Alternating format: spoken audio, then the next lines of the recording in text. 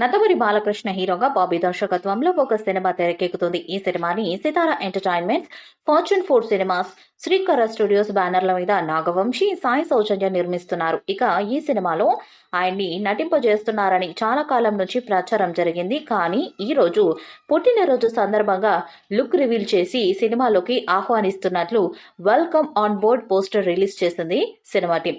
నందమూరి బాలకృష్ణకి ఆయన విలన్ గా నటించబోతున్నట్లు ప్రచారం జరుగుతుంది. అయితే సినిమా రిలీజ్ అయితే గానీ అది ఎంతవరకు నిజమైన విషయం మీద క్లారిటీ లేదు. అయితే ఆయన విలన్ పాత్రలో నటించడం నిజమే అయితే బాలకృష్ణకి సమవుజ్జి అనొచ్చని నెటిజన్లు కామెంట్లు చేస్తున్నారు. NBK 109 షూటింగ్ స్టార్ట్ అయినట్లు చెబుతూ విడుదల చేసిన పోస్టర్లో గొడ్డలిని చూపించారు.